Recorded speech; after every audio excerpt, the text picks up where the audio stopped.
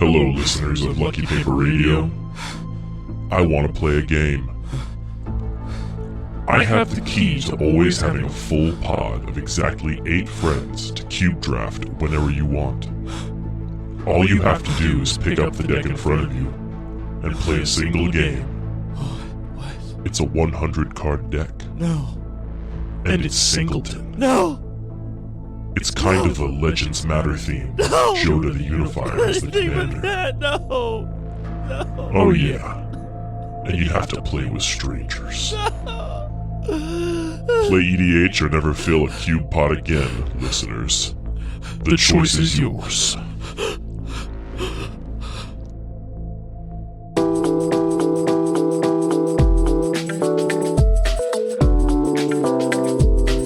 Alright, let's do it.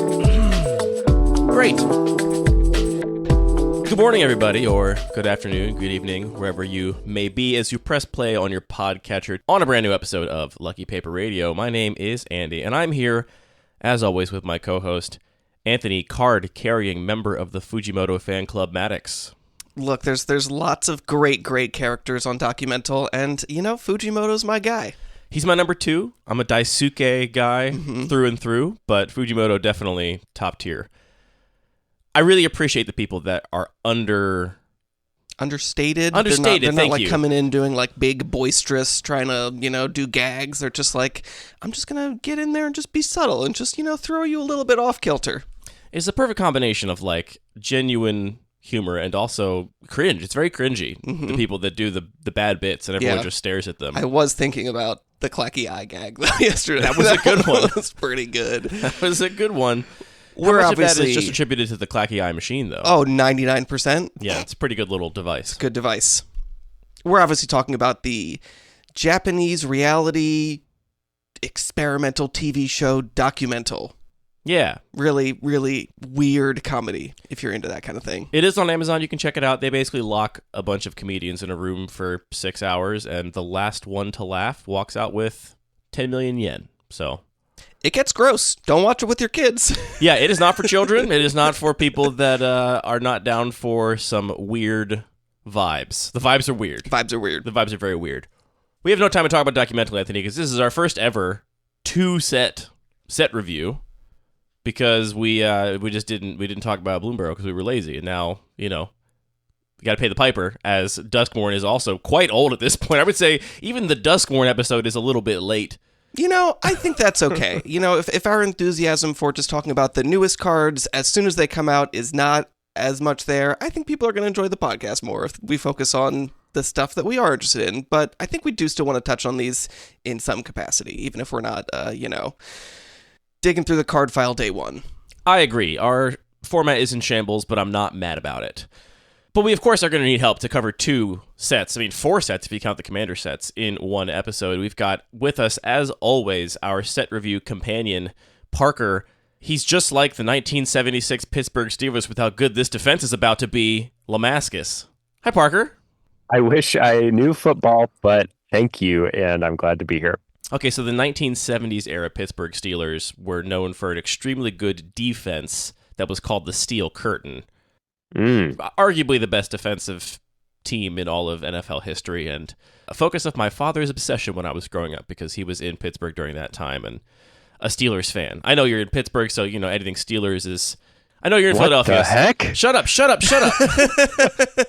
I've never been so offended. I know you're in Philadelphia, so anything Pittsburgh is, right out. The But format's in shambles, more like we're in shambles.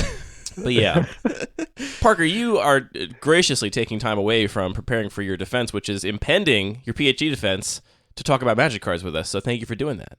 Oh, it is absolutely my pleasure. We had to get our priorities straight. We skipped Bloomburrow partly because we had to talk about the standard set rotation.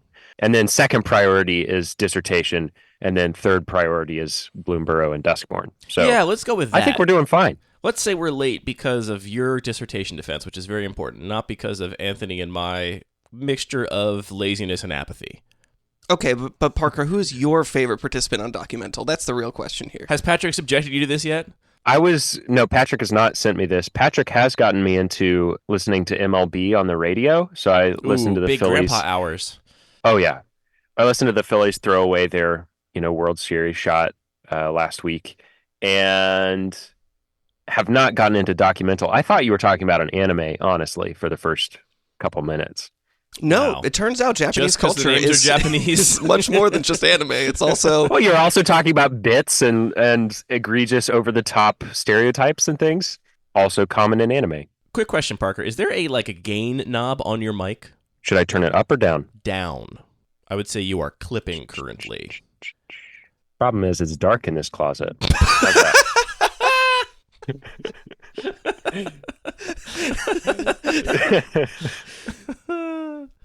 Is that better? Say something louder. Testing. Yeah, that sounds better. And honestly, you can maybe even go a little lower. Like your volume has not changed on our end as far as I can tell. It's just Okay. Your audio is cleaned up a little bit. It's less gainy. Great. How's that? Oh, that sounds so much better. This is great. I'm glad we addressed this. Cool.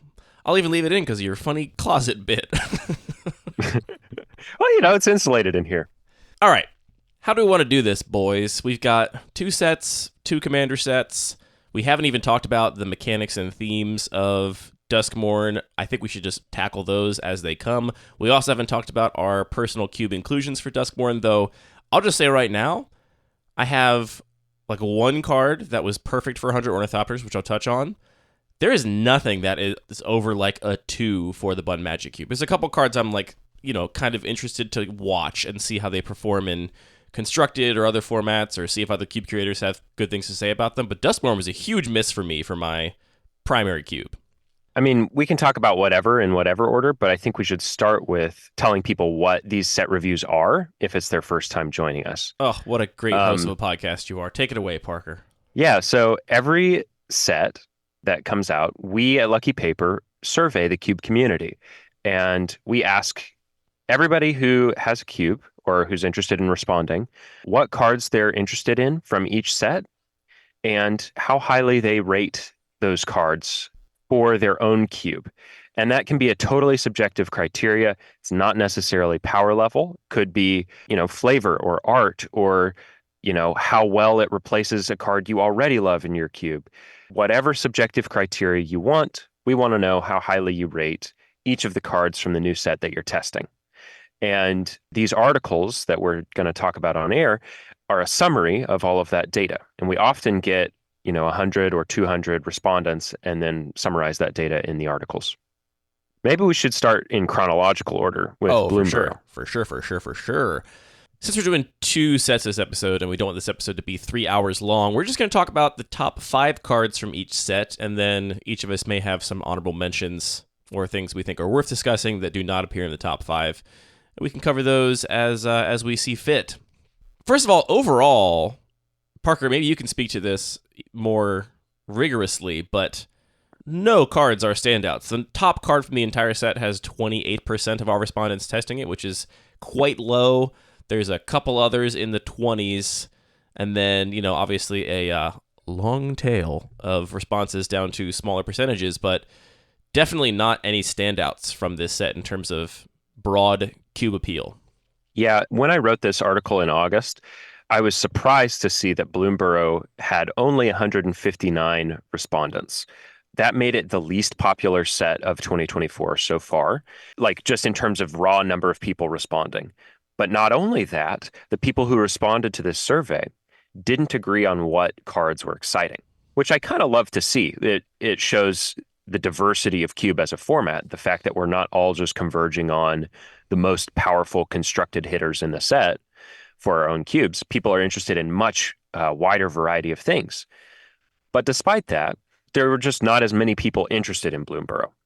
They were still testing a lot of cards, about 9 cards at the median in their cubes, and they were still rating about 2 cards out of those 9, a high rating above 7.75.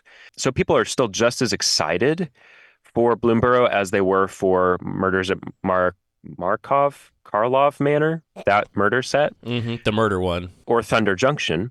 It's just that they don't agree on which cards, and there's fewer overall respondents.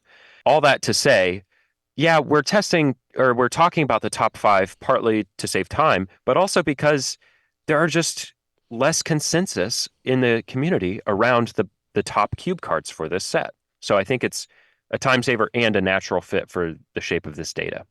Should we touch on the decreasing number of respondents briefly?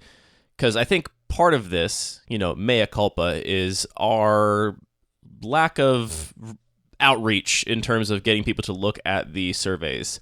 Yeah, I think definitely when we look at Duskmourn, that's going to be a factor because we didn't do our first impressions episode yet, and I think that's often when we remind people to participate in the survey, and I think we often do an email send out to the newsletter, which I'm not sure we did for this set either. Yeah, I haven't done that in a minute. More than that, though, I think a bigger factor is posting it on the main Magic Cube subreddit and a couple other places social media-wise. I'm not sure we even posted this to the Discord formally. So, I I think part of this is definitely our, again, waning enthusiasm for this format, or at least right now, given the number of releases. By this format, you mean the structure of the podcast. You don't mean Cube, right? Just be clear there. Oh, yeah. No, I mean this particular format for the episode.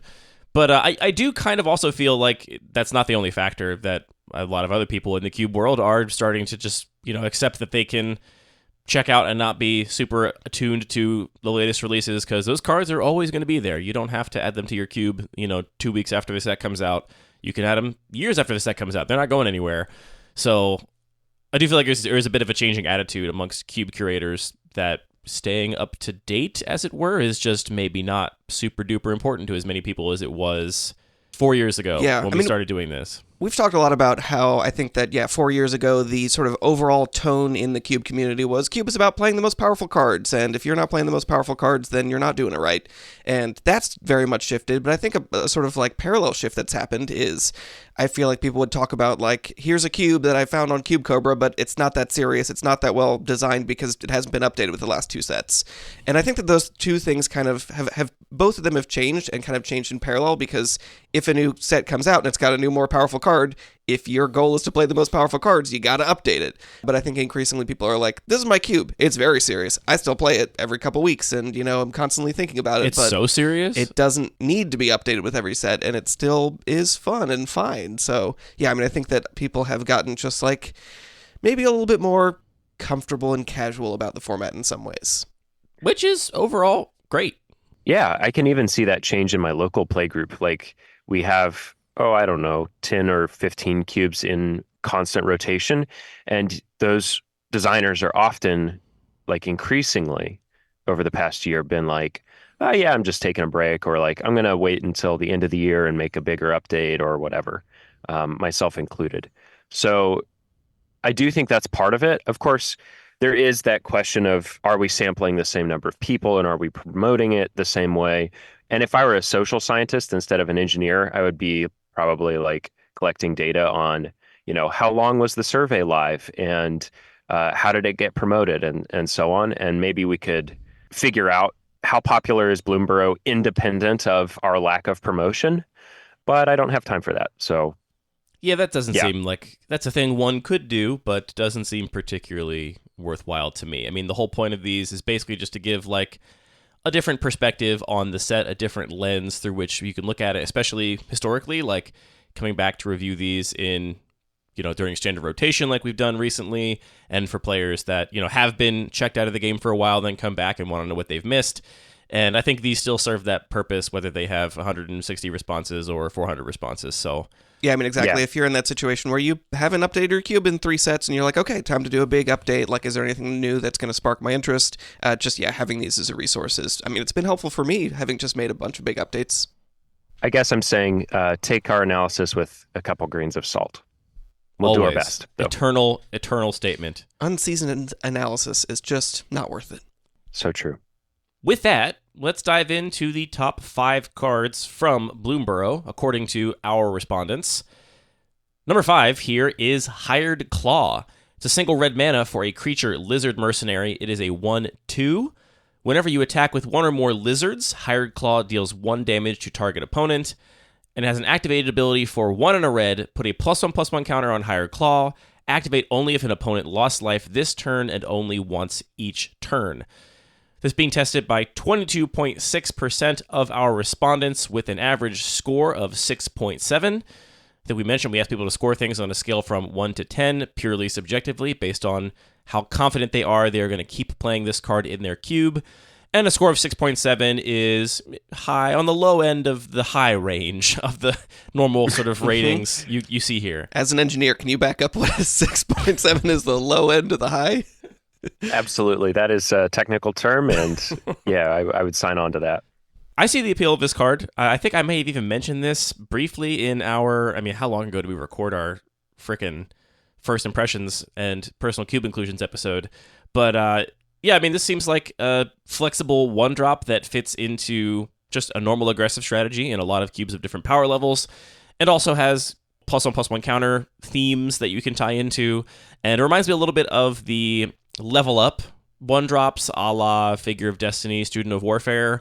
It's obviously not the same if you top deck it in the late game, because you can't just dump a bunch of mana into it immediately to make it a real threat, but the fact that if you play this early and it sticks around and you get to keep dealing damage to your opponent, as your aggressive deck is wont to do, you get to choose whether you want to spend your mana investing in your threats you currently have on board or playing more cards from your hand. And depending on what your opponent is doing, what cards you've seen from their deck, you might make that decision differently, which I always find to be a fun tension. I like having the level up style creature and saying, you know what, I think your removal is mostly going to be board wipes, and so I'm going to force you to spend a whole board wipe on this card before I commit more cards to the board, because I'm not trying to get 3 for 1 to buy a Wrath of God on turn 4.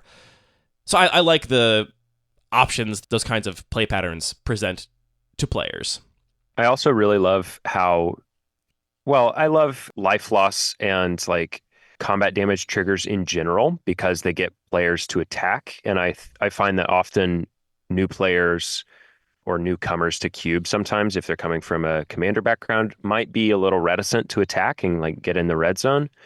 This card is like, if you want to maximize my power as a game piece in your deck, then you should build a good aggressive deck. And it kind of, in other words, incentivizes solid, like fundamental 1v1 Magic gameplay. I love Bloodthirst, I love Raid for similar reasons. And I think this is like a really classic design that can fit in a wide variety of cubes, and then it also has that kind of easy on-ramp to good deck building. So yeah, it's great. I've been thinking a little bit about the kind of throwaway thought that I mentioned in our rating of all the vanilla mechanics, the evergreen mechanics episode, where I noted that all of the defensive mechanics I rated very lowly, and the community broadly tended to rate very lowly, and all of the aggressive mechanics were rated quite highly. And the fact that Magic does, as a game, fundamentally just benefit the defending player. Like, structurally, being the defender, you have choices on how to block, you have choices on what to do with your next turn, given the information that your opponent attacked with. Like, it is kind of a vulnerable position to attack. And the more I thought about it, the more of it just seems like a really kind of simple but important realization that, yeah, cards that encourage attacking are just kind of naturally offset the intrinsic grain of the game, which is to encourage you to be on the defense. And so I agree, Parker. I think I'm always looking for mechanics that are pushing my players to attack or rewarding them for doing so. I love how there's no way that you can accidentally put Hired Claw in a control deck or like fool yourself into thinking that you're not the beatdown. If you're reading the card and trying to maximize its power, then you'll be thinking about, how do I be the beatdown? How do I push more damage? Yeah. I mean, it's really cool. You say that, but the coolest thing you can do with this says you can only do it once a turn, but it doesn't say like once per turn cycle. So if you have a pinger or some other way to deal damage to your opponent, or even if you they're have just double playing fetch lands, shock lands, like, yeah, you could actually just dump a bunch of mana into this pretty quickly. All right, fair enough. Players will always find a way to dirtle. It's crazy. The other thing I want to know about this, just to make sure we've said it, is that it might not be evident at first read, but this also has the threat of activation on attack. Absolutely, yeah. The attack trigger is going to do damage to your opponent, and then before blocks are declared, that activated ability is going to be live if you attack with the Hired Claw. So it's a 1-drop that attacks as an effective 2/3, which means that if your opponent wants to block, it's going to require a decent defensive body to make a safe block on this card. They don't want to, turn that activated ability into remove target creature and put a +1/+1 counter on Hired Claw. That is quite strong, and you'll almost certainly take that instead of spending your mana on other cards from your hand. The value. Next up, we've got Shoreline Looter. This is being tested by 23% of the people that respond to our survey with a much higher rating of 7.7. Where would you put this within the high? I would say it's the middle of the high range. The middle of the high range? Okay, great. 1 and a blue for a 1/1 Rat Rogue. Shoreline Looter can't be blocked, and it also has, whenever it deals combat damage to a player, draw a card and discard a card, unless you have Threshold, and then you just get to draw a card outright. This card is a lot like Looter Ilkor in that it's a small creature that can't be blocked, and unless, somebody has another shadow creature for some reason, you're playing some weird Soltari. But when you get to Threshold, you actually just are gaining card advantage. So this card seems pretty powerful, and I'm not surprised to see it up here at the top, because it fits that pattern of cards that tend to rate highly in these surveys, where it's kind of a known quantity, is maybe a little bit of a power upgrade, and is also a very cheap in terms of mana cost card. Yeah, Cube designers tend to like these cards a lot, I think because they enable so many different types of strategies. The obvious ones are, this just loots every turn. If at sorcery speed, during combat, you just get to loot every single turn, basically, unless it gets removed. And that fuels all of your madness stuff, all of your graveyard matters stuff. It just gives you card selection for any old deck that might be reasonably happy to play that. I think the kind of secret thing here that a lot of Cube designers really love is the ninjutsu benefit. There's a lot of very minor ninjutsu themes that are popular in cubes, and the fact that this is an unblockable creature just turns all that stuff on, while it also has all those other things it attaches to. So, relatively simple little game piece that ties into a bunch of popular themes and archetypes. I agree, not surprising to find it up top here, and it is only an uncommon, so Peasant Cubes can also play it, and I expect a lot of our respondents that are testing this are in fact playing the Peasant restriction. It's cute. It happens to be a card I like a lot less than Merfolk Looter, just the original. Number one, the original is classic and much simpler. And number two, it actually makes you decide whether you'd like to draw this turn or attack this turn. You don't get to do both. And so assuming your power level's at the right place where that's like okay to be attacking with a 1/1, I like making the decision a lot more. I think part of the fun of building a ninjas deck or like a combat damage matters deck is finding a way to push through damage. If I have a card that says, oh, I'll enable everything, no problem, you don't have to care about it anymore, that kind of takes away part of the deck building puzzle and the fun of it for me. So I like Shoreline Looter better than Looter Ilkor because shadow is a dumb keyword. But I am like, man, they gave it all to us. They gave us the whole enchilada, and I'm kind of wanting to have to assemble that myself. I totally hear you in the abstract. I also don't think I have ever in my entire life attacked with a Merfolk Looter. Hey, sometimes you got enough cards in hand, or they're the right cards, and you're like, I just need to get some damage. I suppose. Still never happened for me, I don't think, but all right. I get the point in the abstract, for sure. And I'll always prefer Merfolk Looter because it's just so iconic. It's the most simple and elegant game piece of this style of card. Right. Speaking of simple, elegant game pieces, Parker, you want to hit us with the number 3 most popular card from Bloomburrow? Oh yeah, can't get more simple or elegant than Kitsa Otterball Elite. This is 1 and a blue for a 1/3 legendary otter wizard. It's got vigilance, it's got prowess, it's got tap, draw a card, then discard a card. And, because that wasn't enough, it's got 2 mana, tap, copy target instant or sorcery spell you control. You may choose new targets for the copy. Activate only if Kitsa's power is 3 or greater. It's tested by almost a quarter of our respondents with an average rank of 7.1 on the medium range of high. Yeah, this is a lot of stats and words on a 2-mana creature. Speaking of giving you all of the things all at once without a lot of tension. Where do you land on this, Parker? Because I said on the show, and I still, I think, stand by this idea that I don't like this card in a vacuum as a design. It just has too much going on. It's got a lot of knobs. It's very complex. But also, I kind of expect the play patterns of this card, the decisions it actually leads to in games, to be pretty interesting. We're talking about Merfolk Looter and Looter Ilkor, and none of those cards are even close to remotely powerful enough to play in my Bun Magic cube. So ultimately where I landed on this is that, I don't love this type of card that just has a million things going on and they're all just upside, but also I'm playing this one and I think reasonably happy with it as one of the places to spend my complexity budget, because I do think it's going to give access to this kind of effect at the power level at which I'm playing and lead to good games. Good games despite the complex card you have to read. Where do you land on this, Parker, in terms of whether you're willing to tolerate this kind of complexity for the potential, sequencing implications? I think you're kind of like in the headspace that I like to be of like, is the complexity worth the payoff? And so like, I don't agree with the thought process there, or I don't disagree with that. Where I focus is on the toughness value of Kitsa. It's a 1/3 for 2 mana. In a lot of cubes, like aggro is leading with Jackal Pups and like other 2/1s for 1 mana, or like occasionally 3/1s for 2 mana, that kind of thing. And Kitsa, on the control side of that matchup, comes down and blocks all of those creatures easily. Requires removal probably to deal with if you're the aggro player. And Kitsa can outscale toughness-based removal based on the prowess. So it's a dangerous card to try and interact with. It's a difficult card to attack into.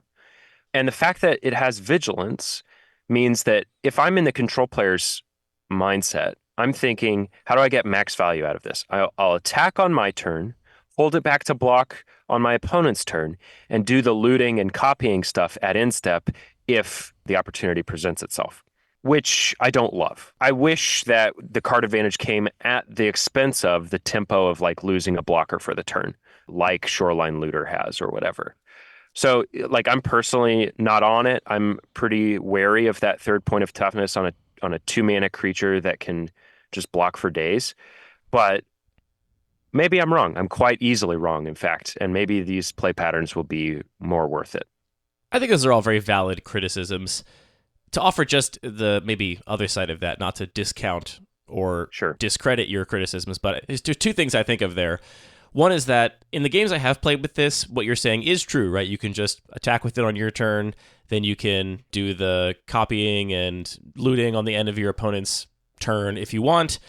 Very often, though, you're giving up a decent bit of value for doing that because of the prowess. If you want to get in for more damage, then you're going to want to, cast your cantrips and stuff before you attack to make Kitsa a bigger threat, which in a cube like the Bun Magic Cube, I got a lot of cheap spells. It's very reasonable to make this a 3/5 attacker, which is very formidable, much more formidable than a 1/3.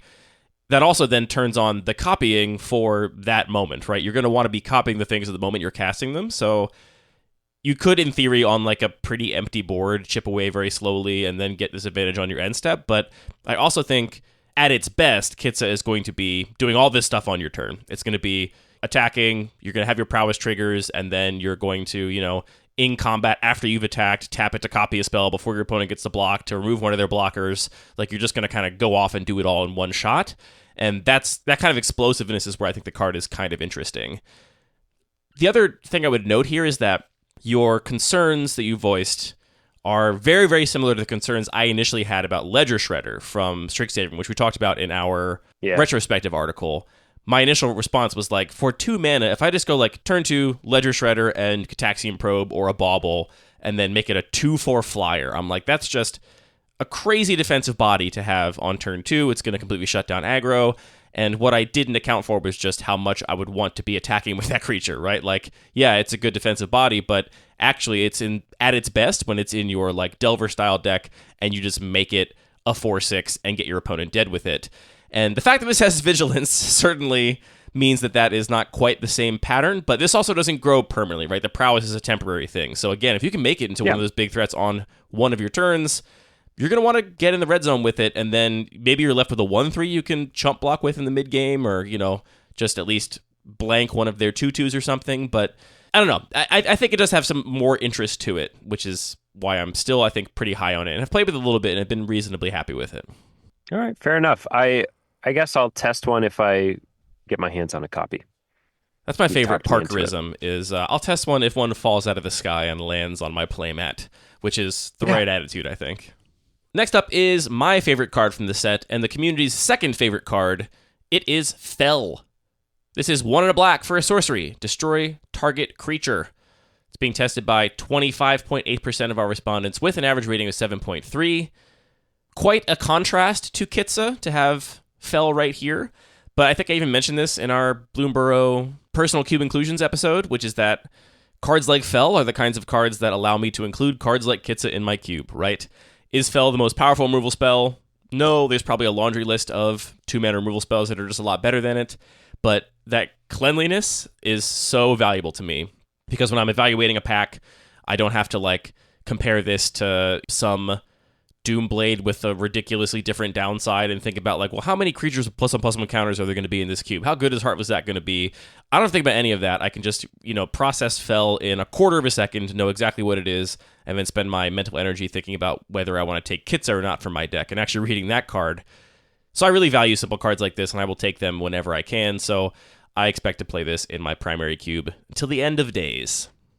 I'm actually surprised to see this isn't tested by more people. I mean, we've seen slowly sort of the design team spiraling around simple black removal spells that always have some kind of extra complexity, some little downside to them, partly because they don't just want to power creep a bunch of cards out of the format. And the difference here is this one is a sorcery, which I guess is the reason it's not being tested by more people. Pretty big downside. But still, I kind of expected such a simple card, such a kind of known quantity to be really, really a standout. And it's tested by a quarter of people, but that's not as big as I expected, I guess. I think it basically tells us a quarter of our respondents really care about that simplicity. And if simplicity is not a goal of yours, this card would not appeal to anybody, right? It doesn't have any cool mechanical or synergistic tie-ins with other cards. It's not the most powerful option. So you're only playing this if you're into that simplicity. And so I'm glad that a quarter of our respondents care enough about that to put some other more synergistic or more complicated or more powerful card aside. Yeah, sorcery is meant to be the downside here in the same way that Doomblade has the non-black rider, which is meant to be its downside. And sorcery is a lot weaker. That said, as a cube curator, you're not only responsible for the person casting the removal spell, you're also responsible for the person getting their stuff removed. And I feel like a big or an unrecognized downside of having a bunch of instant speed removal is the fact that it invalidates combat tricks, for instance, or it invalidates expensive creatures that need a turn to start working, or, makes the control player too safe. I actually really love the fact that Fel is a sorcery because it means, yeah, I'll kill anything. I'll kill the Gristlebrand that got reanimated. I don't know that that's very good to kill, but, I'll kill a big thing. I'll kill something that doesn't have haste. I'll kill something on your turn, but I won't stop combat tricks. I won't stop triggers on your turn that will if you're putting a +1/+1 counter on something, or if you need your synergy pieces to remain in play in order for the triggers to happen, I can't do anything about that. I really like that Fel allows the synergy players and allows the combat trick players to do their thing. Yeah, that's definitely very environment specific, right? Because sure. In the Bun Magic Cube, where I don't really have many combat tricks, I mean, they're there, there's just not many of them, and I would say they're not defining of the format. What this downside means there is that I literally had a game recently where an opponent probed me on turn 1, saw that my removal spell was Fel, and then just dashed Ragavan in for the next 4 turns. They're nice. Guess what? Oof. I will not play my Ragavan on turn 1, as you would expect would be the number 1 line that everyone would take. I will instead just wait a turn and then start dashing it repeatedly. And there it's okay, yeah, not my favorite downside. I mean, that's a disappointing game for you on that end, but isn't that kind of what you want these cards to do, to have somebody dramatically change their strategy based on getting extra information from Gitaxian Probe? It's not the worst, but I will say that I think a lot of this comes down to how you think control is positioned in your meta currently. I personally find that playing at a very high power level, I think control, true land go control, is something you have to be very conscious to not just power creep out, because there are so many cards with enter the battlefield abilities and with recursion and with just additional value attacked onto them that it's really hard to just play some counter spells and removal spells and win a game. And so, given that I think control always needs a little bit of a hand from me as a designer for my cube, I do consider the sorcery thing to be a downside from a design perspective as well. Now, to be clear, I love the fact that this is perfectly paired with Infernal Grasp, which is the same thing in instant speed but costs you 2 life. I want both of those options to exist. I think it's great. But the downside is real in the right environment. The sorcery speed thing really does matter in the Bun Magic Cube, and not always in a cool, it made me make interesting decisions way, but sometimes this card actually kind of just can't hang with what these other cards are doing because of this downside. And that brings us to the number one card in Bloomburrow. This is Emberheart Challenger. 1 and a red for a 2/2. It's a mouse warrior. It has haste and prowess, and whenever it becomes the target of a spell or ability you control for the first time each turn, exile the top card of your library, and you may play it this turn. This is tested by 28% of our respondents, with a slightly lower rating of 6.4. So most people are excited about this, or the most people are excited about this, but it's not like they're not all super confident that this is going to be a long-term inclusion in their cubes. I'm not surprised to see this at the top. It's like clearly powerful, it's cheap in terms of mana, and it just both generates card advantage, has like a little bit of a synergistic bent if you're trying to target this with your own spells. So yeah, we got this fast little mouse. I think it's also important that Emberheart Challenger was hyped up for standard and pioneer play. From our set retrospectives, which I think we recorded in September, we know that a lot of cube curators look to Constructed to give them a sense of what to test, to, expose them to the cards through streaming and through gameplay. And Emberheart Challenger was, I believe, an early contender for Constructed success. And it's gone on to make a big impact in those formats, I believe. So that's probably part of the reason Emberheart Challenger got that much exposure and popularity in our cube survey as well. I think the important thing not to miss here about this card from a power level perspective is that triggering on abilities targeting it as well. I think some cubes will have combat trick themes or, heroic themes, in which case, obviously, you're going to have things that target your own creatures for value, and you can get benefits from that. But even a cube without any of those kinds of themes is very likely to have just a couple equipment lying around, and the fact that you can just move your equipment around to continue to gain card advantage with this card. Or don't move your equipment around, just, have lightning greaves on it and just say, I re-equip this here. That I actually don't think you can do because it has Shroud. Oh, sure. Okay, right. You picked not a bad lightning example. greaves. I picked the wrong one. Shuko. But nobody's playing Shuko. But like, what about a Shuko now grafted of war Nadir. gear? Yeah, it works with graphic because it never becomes unattached temporarily, So right? you're good. I think you're good. Yeah, you got to be good. It's interesting to me that all of the top cards, like even if I scroll further down the list, they're all 1 and 2 mana spells until you get pretty far down. Did Bloomburrow actually have a sort of different mana curve because they wanted to sort of reflect the flavor of lots of small guys? They did have the kicker mechanic of Offspring, and so you had an incentive to build up your mana and wait until later. I don't know, actually, on aggregate. But regardless, it feels like there's just a strong proclivity among at least these cube designers to just play cheaper spells over the potentially more big, expensive, splashy stuff. We got a couple of hot takes from this set as well. The first one comes to us from listener Alex.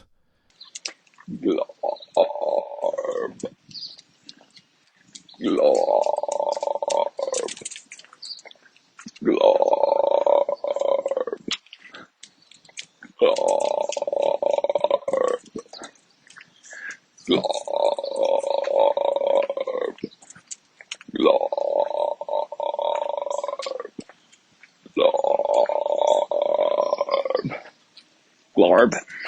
Yeah, I think that's a really great point and well stated. So yeah, no other thoughts there. I should do Alex the solid of reading Glarb's rules text on the episode. So Glarb came in, it looks like around 20th of our community response, being tested by 10% of our respondents with a rating of 6.1. It is Sultai, so black, green, blue for the casting cost for a legendary creature, Frog Wizard Noble. It's a 2/4 with Death Touch. You may look at the top card of your library at any time. You may play lands and cast spells with mana value 4 or greater from the top of your library, and you may tap it to Surveil 2. I mean, it's a commander card. It's basically a commander. They just put it in the set. No, he's super cool. He works with Delve and Evoke elementals or other cost reduction mechanics in 1v1 as well. Specifically cost reductions that are alternate casting costs, not like abilities or things you can activate. Yeah. It is cool with Evoke. Credit where credit's due. Yeah. It's cool. For a second, that voice memo made me think that we were transitioned to Duskmourn and nobody was telling me, and we were going to listen to somebody being murdered on tape. Glad that didn't happen. I like that they made a frog named Glarb. I don't have I don't know. I do kind of like future sight effects in general, but again, this is just giving you all of it all at once on one card, which is just a little bit less appealing to me. I don't know if this is... we gotta be careful not to use that criticism of everything, because like this has a clear downside. Like, only things 4 or greater is a huge limitation in your average Magic deck. You have to build around it. It's not just like all upside. That's fair. I don't know. Why does it have Death Touch? Okay, frog poisonous. This doesn't look like a poisonous frog to me. In the story, he has a bad vision of a future that he needs to stop coming to pass, and so he has a sword that's sharp. Death Touch. Okay. Lots of people have swords, and they don't have Death Touch. We got a really long hot take here from Trainmaster GT. I'm going to include maybe an excerpt or two, and then for those who want the full hot take, I will include the entire thing at the end of the episode, so stay tuned if you want the full 8-minute thesis from Trainmaster GT on Bloomburrow. Hello everybody, my name is Trainmaster GT, and this is my hot take, Summary Edition. Bloomburrow was a really big disappointment for me. What was my most anticipated set of the year really did not deliver mechanically. Outside the Offspring keyword, everything else just sort of feels like it doesn't fit together very well. In my opinion, the only reason the set really works is because the world building was so good. The cute and cuddly animals do all the heavy lifting for what is otherwise a pretty messy mechanical execution. I came to this realization when I was listening to Mark Rosewater's podcast. The head designer of the set, Ian Duke, said that his 2 favorite parts were, quote-unquote, the vibes and the Offspring mechanic. That sort of gave me pause, because those are really the only 2 parts of the set that I personally enjoyed. I feel like this set is held together by duct tape and vibes. There's a lot of missed potential, which I talk about more in my full hot take at the end of the episode. In my opinion, Duskmourn is the better of these 2 sets, since it also had good vibes, but also a great mechanical suite. Thank you so much for listening. Bye-bye. Yeah, that was an interesting perspective, and the thing that I really want to respond to is the idea of the theme of Bloomburrow. I agree that one of the words to best describe Bloomburrow's theme is lovely. It's just very like wholesome and approachable, and it's a kind of fantasy that you can get a lot of people on board with. I know that some people might be turned off by what they perceive as like cutesy, but it's still, dealing with, like, it's still an adult fantasy. It's just the kind of thing that really broadens Magic's appeal.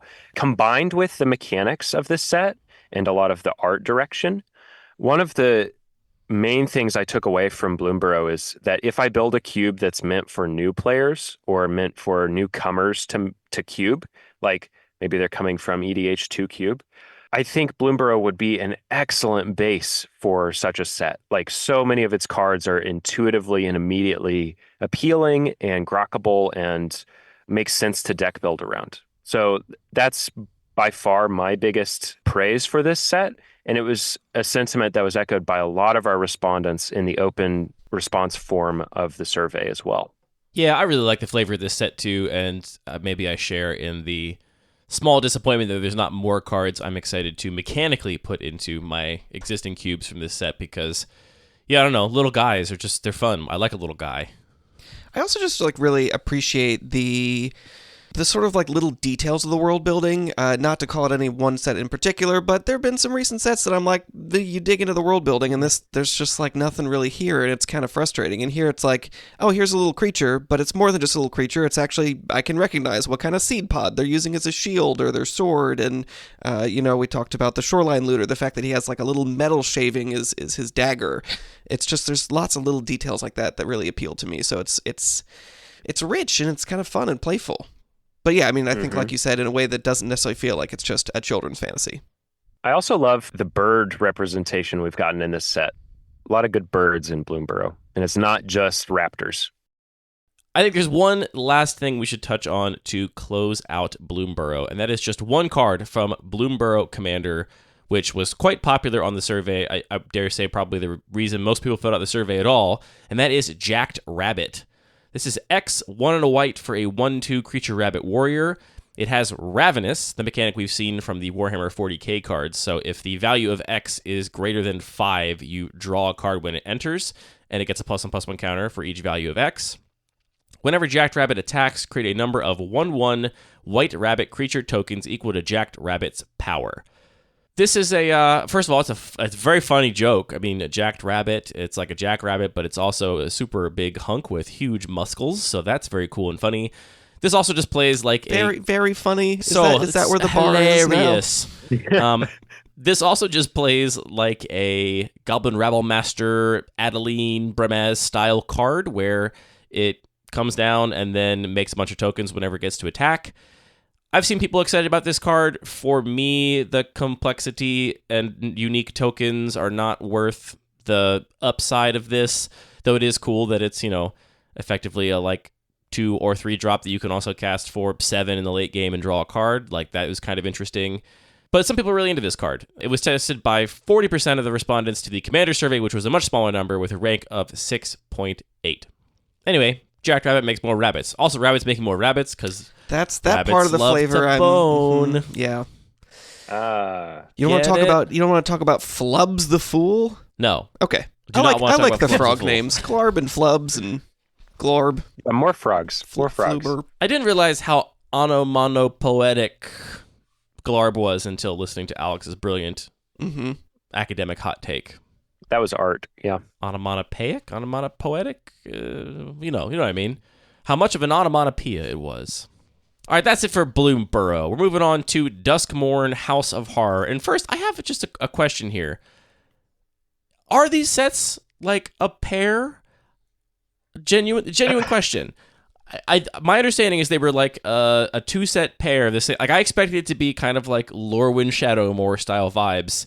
And if you did not tell me these sets were associated with one another, I would never in a million years from looking at the cards have come up with that conclusion. I mean, they're obviously a pair in terms of their sort of like strategy for like their marketing strategy. It's like, oh, we're going to give you something really spooky, but we're going to balance it with something that's not so spooky and a little bit lighthearted so everybody is happy, right?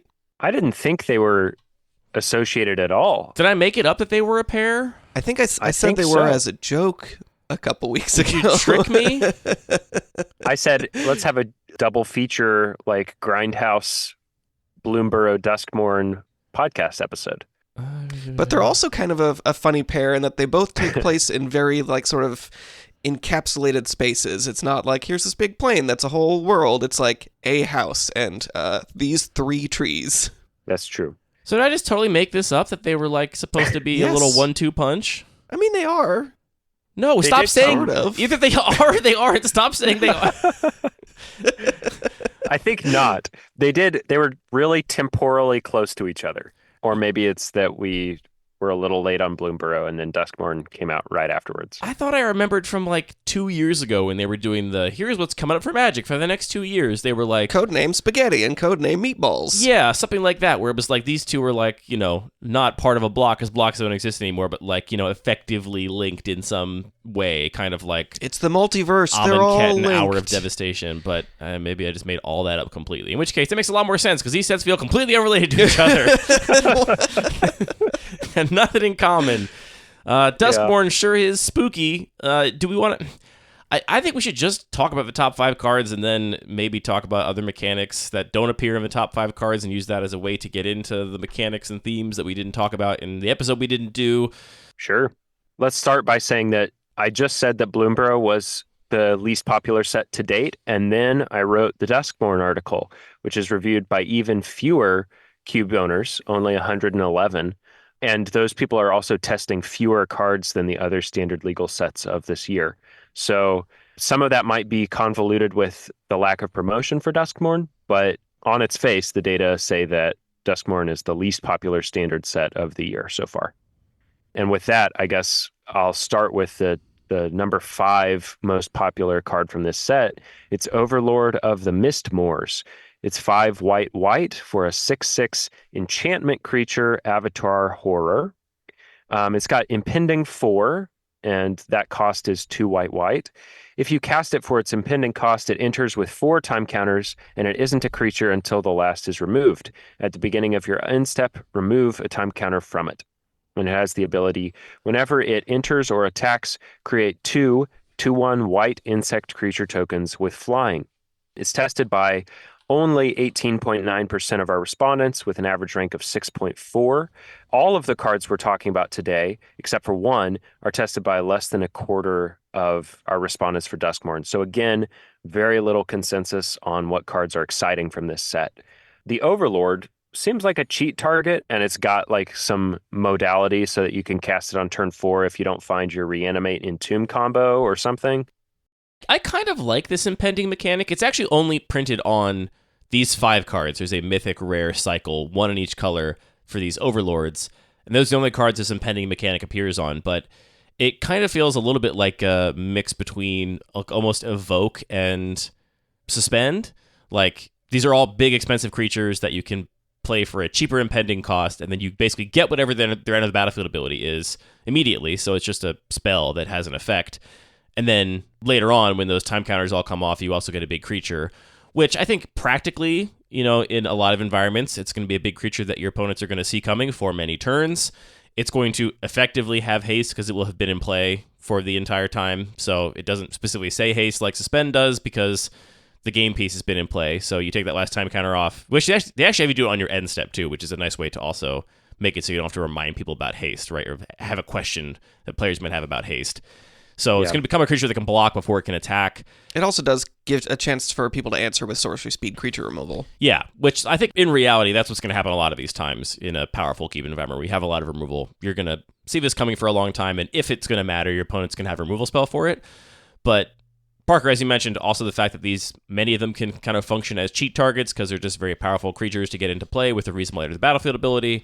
Like, I think this is a cool mechanic, and maybe I'm only a little bummed to find it on just these 5 mythic rare cards, which have classic mythic rareness to them. They're all kind of expensive and really impactful, but I'm curious to see like what is a 3-drop with impending for 1 mana look like. That could be a really cool sort of space to play in, but Yeah, I feel similarly. I would have loved to see, and maybe we will see in the future, them come back to this mechanic and revisit it, because like you said, it's basically just Suspend. It's like, oh, here's my big creature, I get it 4 turns from now. But because the creature is actually in play and just, doesn't have its creatureness yet, that means they can more easily both like staple a bunch of other effects for it. Like you could imagine having a static ability on an impending creature, so it like starts out as this enchantment that's doing something and then later turns into a creature.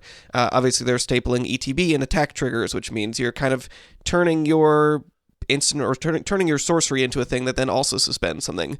Plus, it'll also just being in play rather than suspended in exile means that it's much easier to just interact with other stuff. So your enchantment removal will touch it, or if you can proliferate, you can put more counters on it. So I think it's a really cool mechanic. I wonder if maybe there's a little bit less design space than I think, because it being in play, like maybe some of those interactions like proliferate are actually just like kind of problematic. But yeah, I'd be curious to see what comes back. And most of these are just costed in a way that, 4 mana, make 2/2/1 flyers, plus, a lot of potential upside of being able to have this big creature later. That seems very strong. Yeah. And it's also like, I love that the counters are like, it has an indication whether it's a creature or not, which is just if it has any counters on it, like you don't have to remember state of any kind. I don't know. I mean, a really elegant mechanic I really have kind of no criticisms of. Just we only find it on these really kind of mythic-y, swingy, expensive cards in this set. So my only criticism is why aren't there moths in the illustration? But whatever. I think it's probably on mythics because in the movies that Duskmourn is drawing inspiration from, think about the footsteps of the T-Rex in Jurassic Park before you even see it for the first time. There's this sense of impending doom, impending calamity, an impending monster, the footsteps of, like a Michael Myers style of slasher killer as he's like hunting the victims. That sense of suspense and dread is so focused around the villain or the monster in these movies. And so if I were to see it on a common that's like everybody's impending all the time, it's like, what's scary about that? And so I get how it kind of serves the larger story of this set, but I do agree with Andy that it's such an elegant mechanic that it could probably return with a lot of success in the future. So you're basically suggesting that because it's called impending, flavorfully it really only works on like, kind of a big, especially scary thing. So the monster movie set, yeah. Yeah, my dreams of like, I don't know, a 3 mana 3/3 with menace that has impending 1, and when it enters the battlefield deals 2 damage to any target.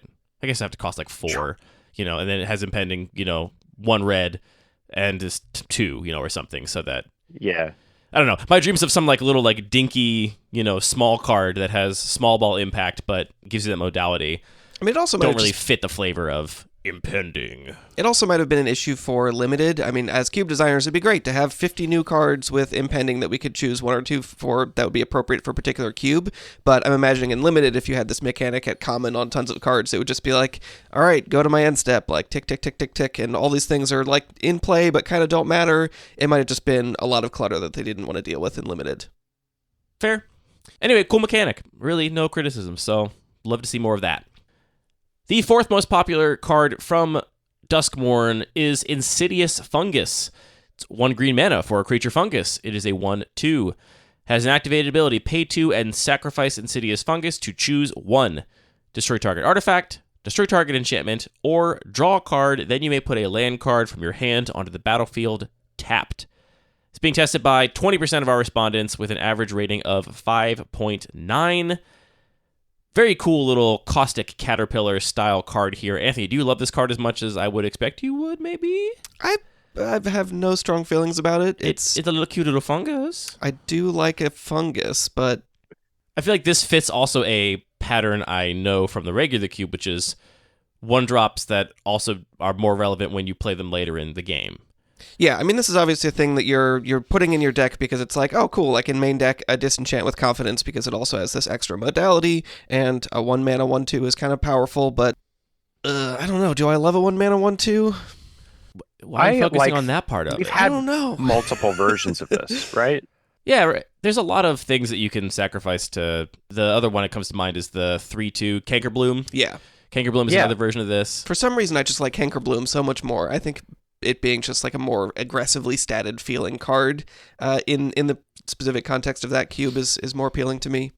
And that's exactly where I was going. Is like a 1 mana 1/2 is just less impactful in combat than a 2 mana 3/2, even if more of the fungus is built around the disenchant mode and more of Cankerbloom is built around attacking and blocking. I kind of like it like that. Speaking of 2 mana 3/2s, though, next up we have Wildfire Wickerfolk. This is red-green for a 3/2 artifact creature with haste, and it has Delirium. Wildfire Wicker gets 1/1 and trample as long as there are 4 or more card types among cards in your graveyard. Pretty powerful little guy. Yes. Is it pretty powerful? I mean... I've already played with him, and he is pretty strong.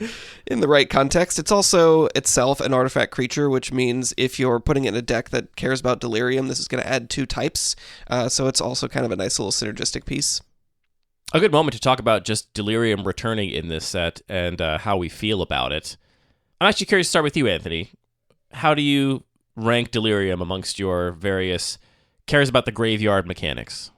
I like it quite a bit. It asks you to care about graveyard in a way that isn't just all in, dump as much stuff into your graveyard as possible. It asks you to sort of care about balancing, having multiple different card types in your deck. So I think it overall has nice tension. I don't necessarily focus on it in any of my cubes. It's obviously also extremely flavorful for this set. So yeah, I mean overall I think it's a great include for this environment.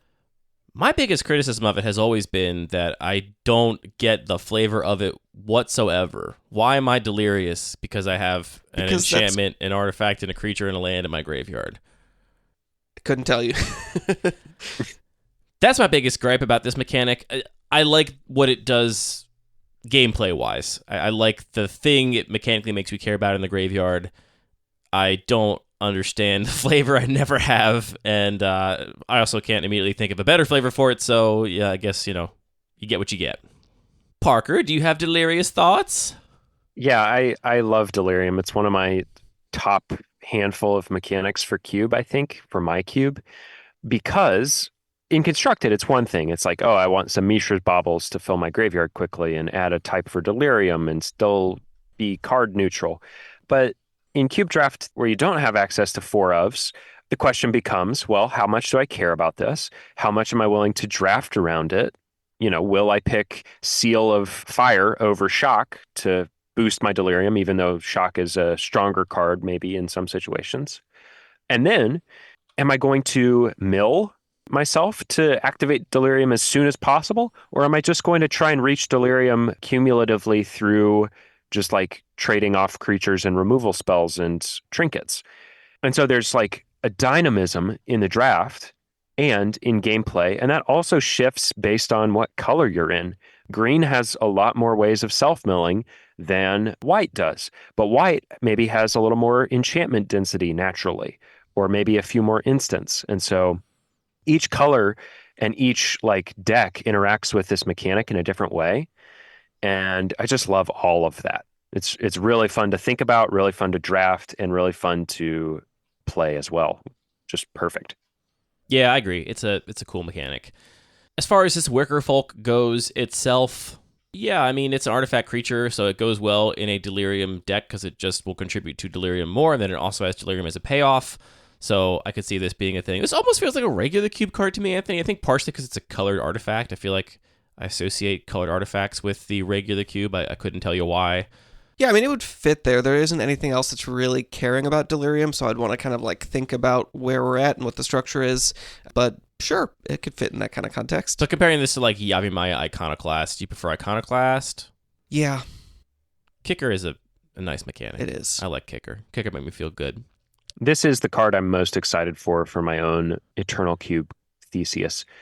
It's certainly strong enough in that format where I have a bunch of baubles and a bunch of fetch lands, and so it'll get Delirium pretty often, but then also the mana is good enough that a 3/2 haste for 2 mana is quite reasonable to cast on curve. Yeah, it's nice that it will be the size that matters at the part of the game that matters, right? Like the part of the game where a 3/2 haste is not going to be worth it for 2 mana, you will more likely have Delirium, and then you've got a 4/3 trample haste for 2 mana, which is a much better rate. Okay, our number 2 card from Duskmourn is Chainsaw. This is tested by 21% of our respondents, roughly, with an average rank of 6.1. Chainsaw is a 1 and a red artifact equipment. When it enters, it deals 3 damage to up to 1 target creature. Whenever 1 or more creatures die, put a rev counter on Chainsaw. And equipped creature gets +X+O, where X is the number of rev counters on Chainsaw. It has an equip cost of 3. Yeah, so we've got a reference to one of the most iconic American horror movies of like since the 70s. And it's a removal spell that can upgrade a creature later. I think it's pretty strong. Part of it depends on whether you're in for the flavor of a chainsaw in a game that has historically not included power tools. A game where gasoline has been few and far between for 30 years. Yeah. So, I'm personally not on it, but no shame if you are. And Texas Chainsaw Massacre is a great film. I think this card is super cool. I agree the flavor feels a little off to me for cubes that I care about the flavor of. But this is one of the cards that I am playing in 100 Ornithopters from this set. And the fact that it is removal, that's reasonably costed. I mean, like 2 mana for 3 damage removal is perfectly fine. There's nothing wrong with that. And then the equip 3 is a pretty high cost, but like you said, Parker, like that's kind of like late game upside because this chainsaw will just sit there getting rev counters when it's not equipped. And then once it becomes really worth it and you've got extra mana left over, it can be quite a big threat. It also fits in really nicely with any kind of like aristocrats synergy that anyone's playing with, which I know a lot of cube designers really enjoy. As long as your sacrifice outlets are, onesie twosie sacrifice outlets like Goblin Bombardment or, one of the altars or something, you can proc this quite a few times, and it's also just going to, trigger whenever your opponent's creatures die in combat or use a removal spell. Like, it's just going to kind of sit there ticking up until you can slap it on a flyer and really make it matter. So I think mechanically the card is very cool. I'm excited about it for my cube that I don't have a flavor bias in, and also I do specifically have quite a few sacrifice themes in, but not going to make it in my main cube because, Chainsaw doesn't quite fit there in my, like, classic Magic cube. For what it's worth, this might be a good time to mention that the flavor of Duskmourn was very divisive among our respondents. So some people were very down with these horror references. It's a popular genre for a reason. But then others were like, this doesn't feel like Magic, or it feels too contemporary. That data is always publicly available. Usually it's linked at the bottom of each article. So, you can read it for yourself. Whereas Bloomburrow was nearly universally praised, Duskmourn, as far as the theme goes, is a lot more divisive. And I have some theories about that, which I spend most of this article writing about, just as an aside. Because the cards are not that interesting or exciting to people, so might as well talk about the themes. Yeah, and if you like that style, or if you like that kind of change of focus, let me know. It's something that I might consider doing more of. I saw some people outside of the Cube world, just in the Magic world more broadly, talking on Twitter about how just viscerally upsetting they found a lot of the art in this set, and they just didn't want to engage with it, and were really bummed that there was a set that had so many cards that made them viscerally uncomfortable to look at, which I don't know that I feel that strongly about most of the art in this set, but I guess certainly if I did feel that way, that most of the art was like profoundly disquieting, that'd be a bummer for me too, if I felt like I couldn't really participate in the latest set because the cards were so upsetting. I was a little bit surprised with the flavor, just how broad that range seemed, though. Like, the set looks pretty cohesive, but a lot of these sort of big spooky horrors, I'm like, oh yeah, that's a Magic card. I expect to see that kind of big spooky horror. And then there's a guy in a television, and that just feels, again, like those two things don't feel necessarily at odds, but it does just feel like a big range. And a lot of those things that just feature contemporary technology, that's the part that's kind of jarring to me. Or clowns with knives. Also a jarring and kind of broad range. Yeah, I mean, horror has been a part of Magic since the earliest days, but always in a like fantasy or gothic horror sense, with vampires and, monsters and stuff, and never in a Casper the Friendly Ghost sense. Casper the Friendly Ghost is in this set. I mean, not in IP specifically, but there is clearly a reference to Casper the Friendly Ghost, which... yeah, there's a couple Ghostbusters references through here, too. A lot of this does just feel like, okay, this is really a lot more of a potpourri than a, focused world. A lot of these things don't feel like they exist in the same worlds, I guess is the way to put it. Yeah. I make the argument in this article that contemporary, slasher horror is still gothic, or at least inspired by gothic horror. Freddy Krueger or any of these classic slasher villains have this supernatural, they can appear anywhere, they appear in dreams and torment people, they refuse to die through normal means, almost exactly like Dracula. And they stalk young women often, which is its own thing, but stalk these people and often are punishing any sort of sexual promiscuity or deviancy, which again is pretty gothic, because the Gothic writers were very concerned with Victorian social norms, including sexuality and including gender. And they were writing these stories to problematize and question and explore those restrictive norms. So yeah, I see a connection there, but that doesn't mean that clowns are classic high fantasy tropes either. Yeah, there's an evil piggy bank here. Ooh. Yeah, there is. All right, let's cover the number one card from Duskmourn, which is Fear of Missing Out. Tested by a quarter of our respondents with a rank of 6.3, not very high for the most popular card in the entire set. It is an enchantment creature nightmare. It's a 2/3. When Fear of Missing Out enters, discard a card, then draw a card, and it has Delirium. When it attacks for the first time each turn, if there are 4 or more card types among cards in your graveyard, untap target creature. After this phase, there is an additional combat phase. Just a really pushed Magic card here. I mean, a 2-mana 2/3 ETB discard draw, which this is worded in a way that you draw even if you didn't have to discard, right? So if you play this as the last card out of your hand, it just enters the battlefield, draws a card. Yep. Which is not true of all the cards that do this kind of thing. It's also forced, so you can't choose not to if you like the rest of your hand. You have to discard something to draw a card. Well, you don't know what that new card that you're going to draw is, and you wouldn't want to miss out on that, would you? We should be careful, Anthony, because you should always loot, but you shouldn't always rummage, and this is a point that people argue about in the Magic world, and I want to make sure that our stance is clear. You should always loot, you should not always rummage. But what if it's a better card on top? You could literally have the best 3 cards in your whole deck for that situation in your hand. There could be nothing else better. Whoosh! You hear that, listeners? That's the sound of Anthony's great Fear of Missing Out joke going right over my head as I miss it completely. And then the Delirium giving you this, I mean, we've seen plenty of extra combat cards in Magic's history, but notably this only untaps a single creature, not all of your attackers, so it's not going to likely be a full extra combat. It'll be one other creature can get in there in additional time. But it's definitely just a lot of upside on a 2-mana 2/3, which is already a perfectly fine baseline. A very powerful card, one that is not particularly appealing to me personally, but I get why people are excited about this. If you have madness themes, graveyard themes, the rummage matters, and I can imagine some cool stuff you could potentially do with those extra combats. It's also worth noting that you could untap any creature. The creature doesn't have to be attacking, so you could get double activations of a cool activated ability out of this, even if you don't end up using the additional combat step. There's a lot of cool stuff you can kind of do here, which I get the appeal of the card. It's very funny to me that for the set that has had the lowest response, the number one reason that people are filling out this survey is just fear of missing out. Yeah, pretty good. Pretty good, Anthony. That is pretty good. Yeah, I mean, this does have another hook or mechanical theme of Duskmourn, which is enchantment creatures, and more broadly, enchantments matter. I like that an enchantment creature does a different job of contextualizing delirium. You know, it can also turn on themes from the Theros blocks, or I guess Urza's block, if you want to go that far back.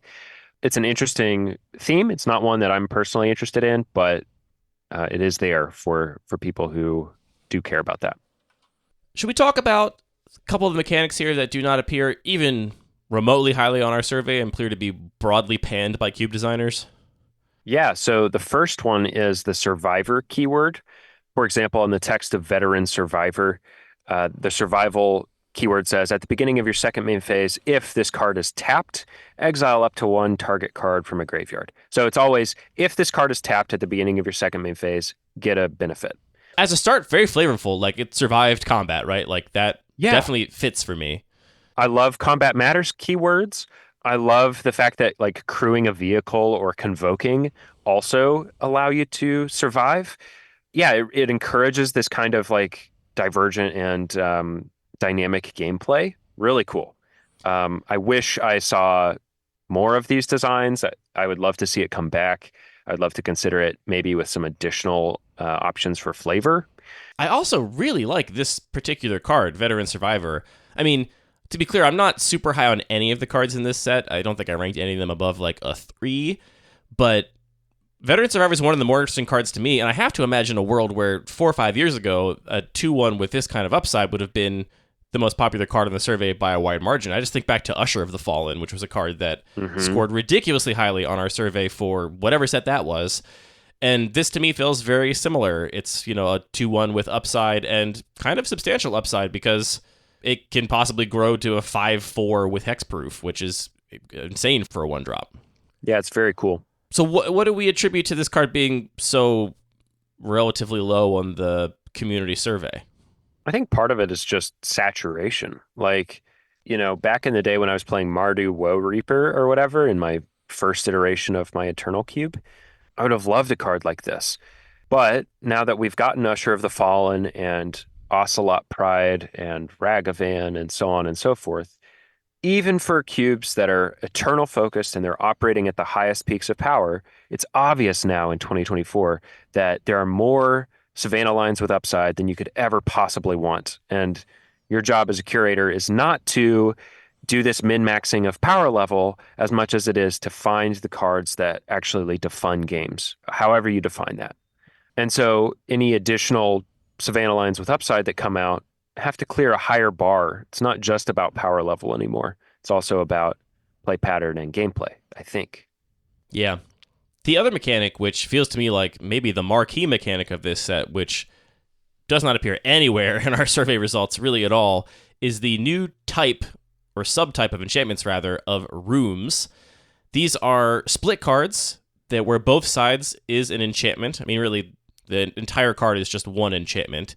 It's a little weird and different than previous split cards. And you can basically play either side, and you get the effect of whatever side you played. And then once it's in play, you can also, at any time as a sorcery, pay the mana value of the other side to, quote, unlock that room and basically get the benefit of that in addition to the first one. So almost all of these are two enchantments where one side is pretty cheap and one side is more expensive, in many cases very expensive. So you basically are playing this cheap enchantment that does something while it's in play, and then you later on, when you get a bunch of mana, can unlock the other side of it. But I see why this is not a very appealing mechanic to people. It feels very clunky to me. The idea that they're rooms is weird. The idea that you're unlocking them is weird. It's a strange use of split cards to me. It feels like this would actually maybe have been more elegant as just a activated ability on the cheaper side, which obviously is not mechanically the same because you can't then play the more expensive side first and then do the cheaper side, right? But the way that the most resonant, there seems to be a decent disparity in the 2 mana costs of the two sides of the room. So yeah, definitely a miss for me. And it seems like for almost all cube designers, based on the complete absence or near complete absence of rooms in our survey results. Yeah, I'm not surprised to see this a pretty low mechanic, just because when they do something big and novel, it's sort of has to have a pretty key selling point for people to want to be putting it in their cube. And the selling point here is it's you get 2 enchantments for 1, but none of the individual cards really, I think, pulled people in. But it is still 1 enchantment. It's weird. It's one game piece that can potentially have 2 sets of effects. And that's evidence that you can see that because the type line goes across both halves of the card, as does the art. It's strange. It's an enchantment with level up, I guess. I think the easiest way to frame it for me is just it's like an adventure, except that you can do it in either order. Yeah, but the other thing is that the adventure is the adventure side is always a one-time effect. A lot of these enchantments are ongoing effects. Right, so that's true. Yeah, I think the way Parker put it is it's an enchantment with level up, but you can play either level first. You can do them in whatever order you want. Yeah, I don't know either. It's an odd mechanic. Maybe there are formats where it's the perfect mechanic, but not many of those people responded to our survey. I think the last mechanic that we haven't discussed, I think it's the last, is Manifest Dread. So this is a twist on Manifest. When you're instructed to do this action, you look at the top 2 cards of your library, put one onto the battlefield face down as a 2/2 creature, and the other into your graveyard. Turn it face up at any time for its mana cost if it's a creature card. So it's a twist on Manifest, which I know, people in this recording session love, some of them, but also we just had Disguise and Cloak, and so it's a little weird to get that in the same calendar year. That's where I'm at. Yeah, it's interesting to me that this is so far down. I was trying to find what's even the first card that has Manifest Dread, and I think it's Innocuous Red at only 7% of people testing it. I actually really like this mechanic. I think that it is interesting seeing that we just had sort of a new twist on Morph. And Morph, I think, is a more difficult mechanic for them to tweak because it has both the effect, a 2/2 creature, and the cost of 3 mana sort of baked into it. So they tweaked it a little bit, granting the Ward 1. But Manifest being sort of just the output, it's just defining some kind of game object you're making. They can cost that basically however they want, so it makes it much easier for them to incorporate in lots of different ways, which I think is much more interesting. And the fact that you're not just saying, here's my face down card that has, in a cube, if you have a couple morph cards, people kind of get the benefit of knowing what those couple cards in the cube are. Whereas Manifest is, you don't know what it is. It could be any of these. The fact that you have cards working together in new ways is much more appealing to me. I was surprised to see the card that maybe is the most interesting to me out of this set for the Bun Magic Cube, which again is still not that interesting given my relative disinterest in this set. But Abhorrent Oculus is 2 and a blue for a creature eye. It is a 5/5 with flying. So if you're keeping score at home, 3 mana 5/5 flyer so far. As an additional cost to cast this spell, exile 6 cards from your graveyard. So there's the upshot on why it's so cheap. But it also, as at the beginning of each opponent's upkeep, you manifest Dread. This card is, I think, really interesting, and it is seeing a little bit of fringe legacy play right now. People are trying to build around it. The thing that has me down on this is it's kind of like a mixture between almost a Murktide Regent and a Primordial Mist, which are 2 blue cards that I adore, maybe some of my favorite blue cards in the game. But it mixes them in a way that is kind of funky, right? What's cool about Murktide Regent is that it can be excruciatingly cheap, or it can be expensive, or it can be anywhere in between, right? You can cast Murktide Regent for 5 mana and delving away a couple cards, or you can cast it for 2 and delve away your entire graveyard. Here, it's always going to cost 3 mana, and it's always going to cost 6 cards, so there's going to be a lot of times in the game where you just can't cast this. You don't have 6 cards in your graveyard, and it's just dead in your hand, which feels a lot more on or off than something like Murktide Regent or another delve threat. The Manifest Dread is crazy upside on a card. It's already very good. It's a 5/5 flyer, and now you're also just going to make a 2/2 every turn cycle, which is worth 5 mana, as we've seen from Primordial Mist. That card still hangs perfectly well in the Bun Magic Cube. So the fact that you can get that for 3 mana plus all this other upside is kind of nuts. Honestly, the thing I'm least excited about this card is that you can just unearth it. Like, I love Unearth, but I don't actually want cost cheating Reanimator to be a theme in my cube. And the fact that you can just unearth this is, I think, maybe the thing I'm least excited about this. Like, the fact that you could just theoretically, like, turn to this out of nowhere. That's not the kind of thing the Bun Magic Cube is about, and it seems very hard to come back from that if you don't have a removal spell right away for that Abhorrent Oculus. And yeah, it's crazy. Yeah, the fact that it like Manifest Dread in your opponent's upkeep, it's like even if you have the answer in hand and you just happen to have tapped out the prior turn, they're still going to get another 2/2 and some card selection out of it. So I'm surprised this isn't higher, and I wonder if part of this is that we didn't publicize this survey. I didn't talk about how interesting this card was in our Cards We're Talking About episode. People haven't seen that this is like maybe a fringe weird thing constructed, that it's kind of making some very small waves, but I think the card is quite strong. Yeah, I mean, this card does not seem difficult to cast in a lot of cubes where you have, you know, all your fetch lands and baubles and just lots of ways to dump a bunch of cards in the graveyard. Yeah, it does seem like it would fit in that kind of power maximizing Eternal Cube space. I like Murktide Regent a lot better. It's much cleaner. Oh yeah, so clean. I also love the small reanimate stuff in a low power format, especially. In my Pulp Nouveau list, I have Unearth and Recommission and a couple of similar Helping effects. Hand. But you're meant to be either bringing back value creatures or Scab Ruinator, which is like much cooler than Abhorrent Oculus. It's cool because it's not anywhere near as good, and that makes it cool, genuinely. Yeah, it's very cool. So I love dying to a 5/6 in the air that has been cheated into play, but not quite like this. Yeah, I can't have all that other upside. That's too easy. A couple of the cards I wanted to discuss here, at least.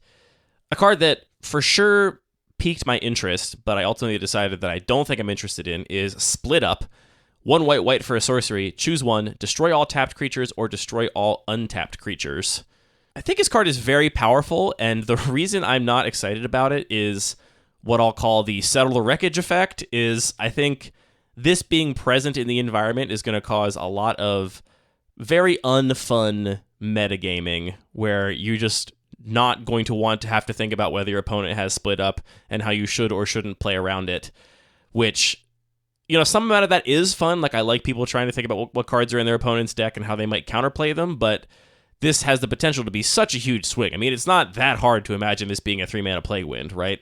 Like, they attacked you last turn, they didn't play a creature second main phase, you untap and just Plague Wind them. That huge swing, the same way that Settle the Wreckage can be a huge swing, I don't know. I'm very skeptical of it. But at the same time, it's also just not going to do what you want it to do sometimes. Your opponent is going to have half their threats untapped, half their threats tapped, because they only could attack with a couple things, and the other things are keeping back. And this is just not going to really do what you want it to at all. So it feels really swingy for all those reasons in a way that doesn't really appeal to me.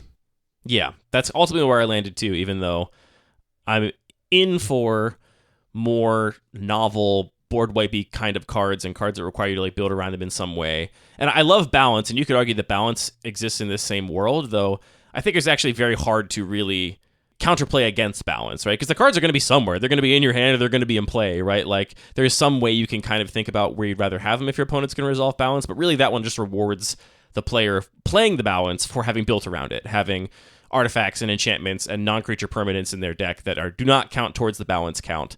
Whereas this one just is purely sequencing whether or not it's good or bad.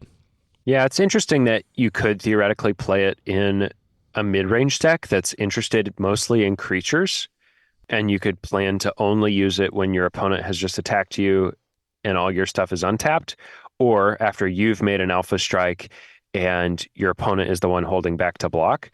And like, there might be some novel decision space there, but if the end result is always Plague Wind, then that's not great.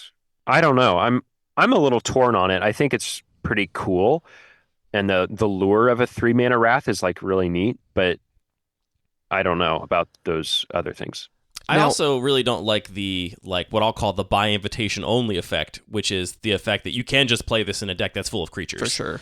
I actually really like when the board wipes are restrained to decks that are not full of creatures. I want to reward those decks for not playing what is probably the most relevant and powerful card type, or harshly limiting themselves on doing that. So if your mid-range deck can just free roll by invitation only or split up, I'm a lot less excited about those kinds of cards personally. What does appeal to me, though, is the idea of getting into a board stall and then quickening this after attacking with it. It would definitely be broken as an instant, so would be cool. It'd be very cool to quicken it, I agree. There's one other card I want to shout out here, which I'm not going to be playing in my cube, but I think it's a very cool design that is pretty clean, and it's an exciting tool to have in the toolbox for all cube designers for the rest of time, and that's Come Back Wrong. 2 and a black for a sorcery. Destroy target creature. If a creature card is put into a graveyard this way, return it to the battlefield under your control, sacrifice it at the beginning of your next end step. Now, this is a sorcery, and that means that, save for weird circumstances like you have quickened this or something, you're not going to get to attack with this creature. You're not going to get to block with it either. You are just going to basically get to trigger its enter or leave the battlefield abilities, or perhaps benefit from a static ability for the turn while you have it in play. But I think it's kind of cool to, basically get like a little threaten style card that sacrifices the thing and also gives you its move between zones abilities in a world where so many cards have enter the battlefield abilities or leave the battlefield abilities these days. Cool little removal spell that I think has some potential to be fun and lead to some cool stories. Yeah, I actually miss that this doesn't give haste, so I was just reading this as a threaten, but that is a lot more interesting that it isn't just a threaten. It's like basically a removal spell, but gives you some flexibility to get ETBs. It could be kind of messed up if it also gave haste. I agree, but you see the cards they print these days. Honestly, given the design of most modern Magic creatures, you are going to get way more value out of their enter the battlefield abilities or leave the battlefield abilities than you would out of getting to attack once with them. So, a threaten that also sacrifices on end step would already be great. And I'm sure that card exists at, 5 or 6 mana or something where you can steal a creature and then, sacrifice it. A lot of sacrifice decks play threatens so they can build that interaction themselves. They have a free sack outlet. They also have a threaten effect. Now that threaten does that thing. And in like the regular cube, when you pull that off, it feels broken. Like you've just gained so much advantage off of that effect.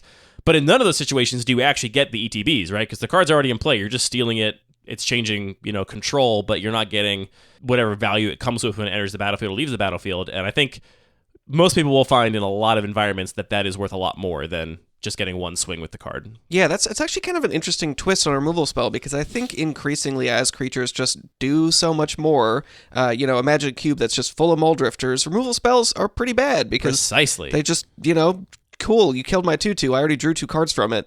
So this actually being a removal spell that also gives you that value just means maybe this is worth paying 3 mana for a removal spell in an environment where otherwise you're like, I want to be paying 1 or 2. Yeah, the fact that it perfectly scales with whatever value the removal spell normally couldn't remove of the threat you're targeting is very, very cool. And sometimes they'll just have a charging monster sword, and it will be a threat, and you'll kill them. That's true. You can definitely kill a thing with haste. I actually didn't even think about that, but that's real. I like how there's this tension between like choosing your spot. Like if you're going to kill the charging monster sword, maybe you want to wait a turn until their shields are more down, or maybe you want to wait for a better ETB creature to kill. And there's also a tension between, do you kill a big creature that doesn't have an ETB, like a reanimated threat, or do you kill a smaller creature that gives you more value? And then occasionally you'll get to live the dream and kill a Gristlebrand with it. And I look forward to trying that, maybe. But yeah, it's neat. There's a lot of choices there. There are 2 words that are missing from this card that if they were there, I would be for sure playing it in the Bun Magic Cube. And those words are or Planeswalker. If you could destroy a Planeswalker this way and then get 1 activation of it as well, I think that would be so sick, and I'd be all over it. The fact that it's not, I'm sure, there's balance reasons or whatever. But yeah, I think it's a really cool card, and for a lot of reasons. So shout out to Come Back Wrong. All right. This will be back-to-back nearly 2-hour podcast episodes, so I expect to receive some sort of reward in the mail. We do have one more Trainmaster GT hot take.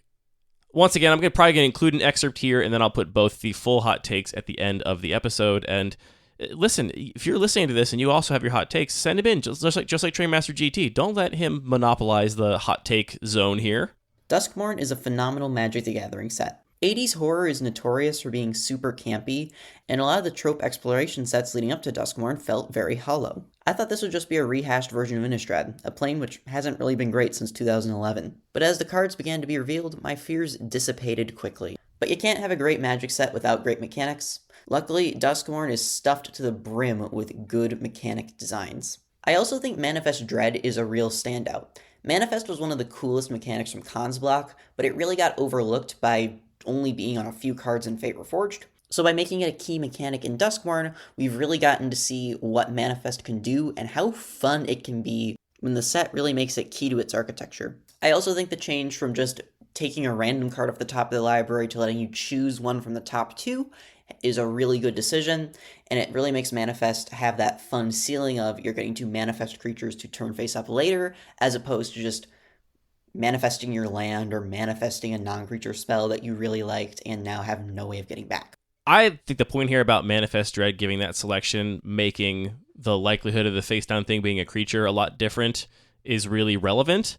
With actual Manifest, I never think at all about, I'm just like, I have, like, my opponent has no control over this, I have no control over this, like, I can't possibly plan around that being a creature and what turning it face up would mean, right? Like, it does not factor into my threat evaluation or my tactics for a given turn.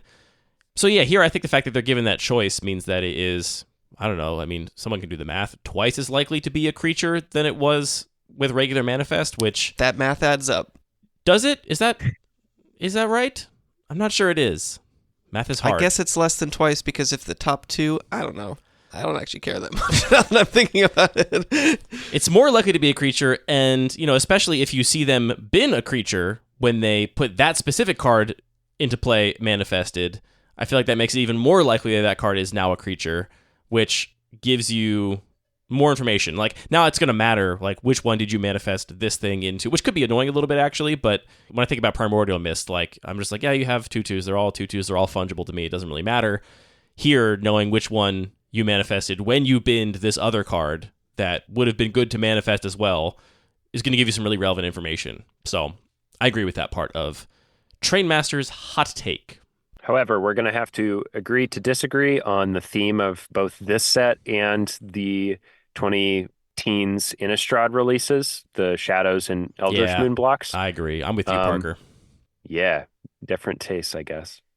Honestly, I think the only thing that's actually missing from Duskmourn is like a Five Nights at Freddy's reference. I know the games are from roughly the last 10 years or so they're a little bit more recent than some of the other source material for this set. But given the fact that they are set all in the mid to late 1980s and early 90s and have that, basically the Duskmourn aesthetic to them already, I think it's kind of weird that they weren't chosen as options to explore here, especially since they are probably the single most popular horror property with people in my, 15 to 25 age cohort. I think the reason they didn't make Five Nights at Freddy's cards is because the people making Magic are also old, so more likely to reference the 80s than the teens. I didn't mention this, but I hate horror movies. I never watched any of them. I don't know anything about any. I don't know anything about no Five Nights at Freddy's or any of this stuff. Like, I'm, I guess, vaguely culturally aware of things like Freddy Krueger or whatever, but I've never seen a movie because I don't like to be scared. Call me crazy. I don't want to be scared by my television, so. I was really wondering what your stance would be. Oh, And yeah, no, that answers a lot. No, Parker, when I was younger, I was like, I had some like misplaced masculinity or whatever, and was like, these movies are just dumb, they're so stupid. As an adult, I could just admit that they scare the shit out of me, and I don't want to be scared. Being scared sucks, so I don't want to do it. Yeah. Very sensitive boy, very sensitive boy. That's okay. All right. That's it for this ultra-long episode of Lucky Paper Radio. I guess it didn't make as much sense as I thought to combine these into one episode, given that they are two completely different sets with no underlying tie-in mechanically or flavorfully.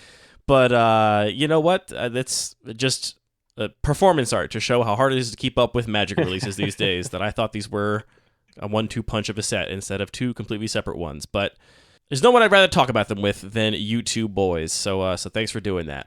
Feel the same way. Parker, what is the actual date of your defense? Are you willing to share? It is not yet set in stone. I'm planning for November, but it depends on whether the faculty members who are on my committee agree to that date or not. Okay. Once it is set in stone, if you want people to send you positive messages on that day, we can tell people to do that. Or if you want people to not look at you and not be aware of you, that's also fine. That's very nice of you. I'll probably be more in the I want to be ignored for as long as possible space, but... Okay, I'll bleep out the date then, and then people can be left to wonder until we see you on the other side and you are all right, fully locked in. Dr. Lamascus. I appreciate it. It's going to be great. That's it for this episode of Lucky Paper Radio. If we got any card text wrong, that's actually genuinely a mistake because we read it all directly off the cards, so I hope we didn't do that. But if we did, it was engagement, so gotcha. All the music for this show is produced by DJ James Nasty. All the Magic cards are produced by Wizards of the Coast. This podcast is produced by Thinking Really Hard About Magic Cards and then speaking into microphones about it. Thank you, Parker and Anthony, for giving me so much time a little bit early, too, so we can get this episode locked and loaded before CubeCon and not mess up our release schedule. Thank you for talking about all these cards. I'm looking forward to CubeCon. It should be a fun time. By the time people are hearing this, it's over. Oh, yeah. Okay, well, CubeCon was great, too. We had a great time. Well, and I'm sorry I missed it then, but I was having fun in New York. We were talking about it in our local play group, Parker, and we all agreed that the biggest downside of CubeCon this year was no Parker. But, you got a lot going on, so we'll see you at the next Cube event. That's right. I'll be so free and so ready to relax. It'll be great.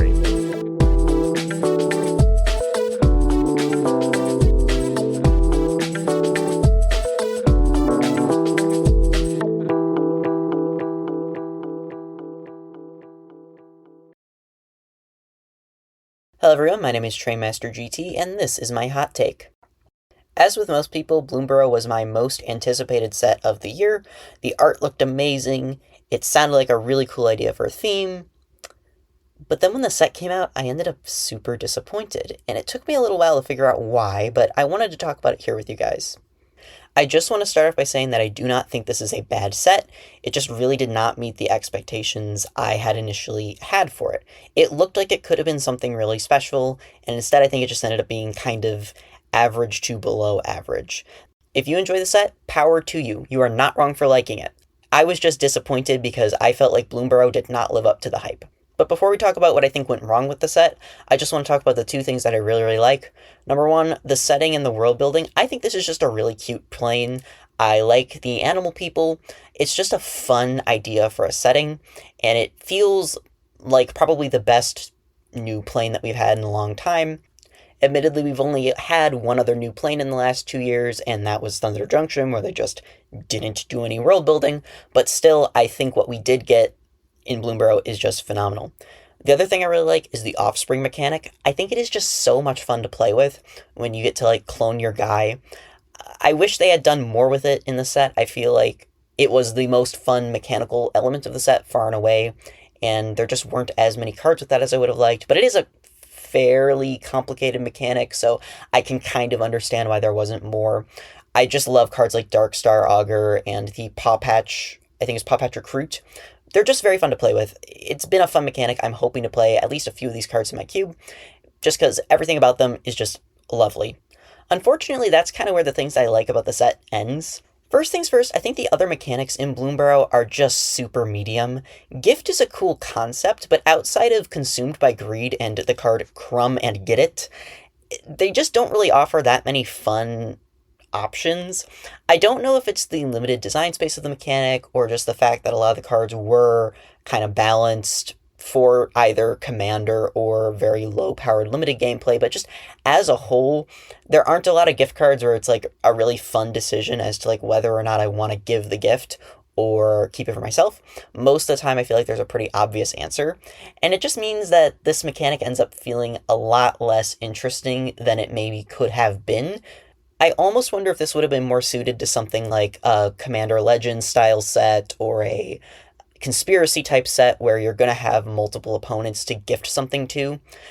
I do think the mechanic is more fun in 1v1 than I had initially thought during spoiler season, but again, it's really only on those very few specific limited role players more than anything that's going to be reaching up into constructed or even a lot of non-low power cubes. I wouldn't even necessarily say it's a mid-power cube mechanic because a lot of the cards are just not all that. I was excited to test a couple of them, but after playing with them, it's like, okay, I don't really know if I need the extra complexity here for the amount of fun that these cards bring to the table, especially since, again, most of them are just not more interesting or more fun than existing options, and they don't really bring any power to the table to kind of like justify the complexity. So it just feels underwhelming, and maybe like this wasn't the best place for it. The forge mechanic, while conceptually cool, is another example of a mechanic where I just think they didn't do very much with it. I like the Osteomancer Adept and the Feed the Cycle. Those are both cool designs, but otherwise there's just not a lot of stuff with forge going on in the set. And I kind of wonder if this was maybe the right place for it, or maybe if it should have been a larger theme.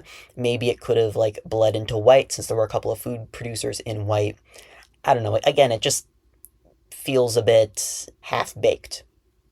I like Valiant, but oh my god, what were they thinking putting it here? It just does not tie in with the rest of the set very well. It really feels super insular in red-white. I think if they maybe extended it into other colors, it could have been cool, but as is, it just doesn't do much, which is kind of disappointing because I like Heroic. Otherwise, we're left with Threshold and Expend, which, again, could have been interesting, but they just didn't really do anything interesting with the cards in the set, which, again, super disappointing. And then there's classes.